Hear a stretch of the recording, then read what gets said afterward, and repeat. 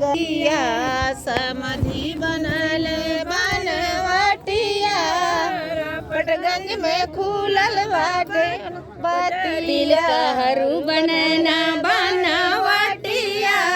रापटगंज में खुलल बाड़ी बतिया तिलकहरू बनल बनवटिया रापटगंज में खुलल बाटे बतिया रापटगंज में बैठल बाटे पीछे में मुड़ मुड़ देखत बाटे रापटगंज में बैठल बाटे पीछे मुड़ मुड़ देखत बाटे कैले हुई है राजगढ़ में चोरिया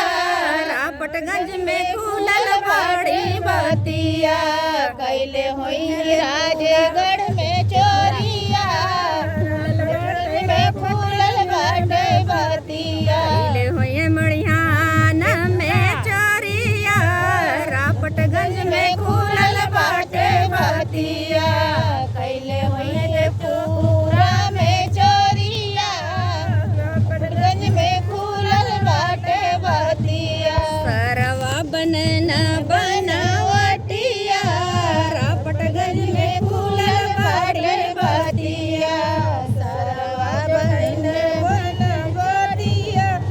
रापटगंज में खुलल बाटे बतिया गोड़वा रंगावत बाटे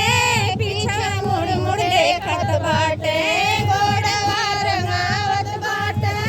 पीछे मुड़ मुड़ देखत बाटे कैले हुई है बजजवा घर में चोरिया रापटगंज में खुलल